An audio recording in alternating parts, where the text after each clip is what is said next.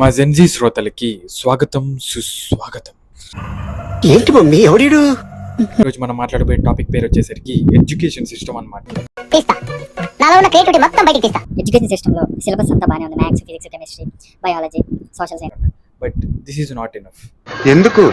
So ఈ క్లాసెసే కాకుండా ఒక సెషన్ లేదా ఒక extra class everyday per 1 hour పెడితే బాగుంటుంది. ఆ క్లాస్ పేరు వచ్చేసరికి ఏం మాట్లాడుతున్నావు? నువ్వు నీకేమైనా గుర్రున్నారా? Not a regular class. అవునా? నిజమా? సో ఈ నాట్ ఏ రెగ్యులర్ క్లాస్లో ఫర్ ఎగ్జాంపుల్ జెండర్ అనమాట టాపిక్ తీసుకున్నాం అనుకోండి, ఆ వీక్ అంతా ఎవ్రీడే 1 hour ఆ టాపిక్ పైన డిస్కషన్ ఉంటుంది.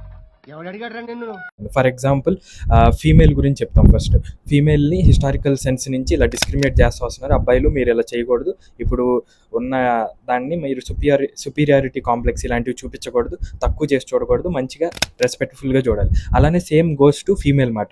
మీరు సూడో ఫెమినిజం చూపించకూడదు, ఇప్పుడున్న మెయిల్ చాలా సఫర్ అవుతున్నారు, మెంటల్ ప్రాబ్లమ్స్ అండ్ సూసైడ్స్ ఎక్కువ అవుతున్నాయి. సో దీనివల్ల ఏంటంటే ఇద్దరికి bonding and respect and mutual understanding, empathy అనేది పెరిగింది, కంపాషన్ ఎంపతి అనేవి. సో మంచి బాండింగ్ అండ్ ఫ్రెండ్స్గా ఉంటారు. అలా అని చెప్పి ఏలియన్స్ లాగా మనం వాళ్ళని ఐసోలేట్ చేయకూడదు, సపరేట్ చేసి కూర్చోబెడతాం. మీ అబ్బాయిలు అమ్మాయిలు టాక్ చేసుకోకూడదు, లవ్ ఇవన్నీ మంచివి కాదు అంటే ఒక్క కూడా పనికిరావు. హాయ్ బాబాయ్, మావును మరి పెద్దల రజనీకాంత్ లాగా మాట్లాడదు మ్యాచ్ అట్లా.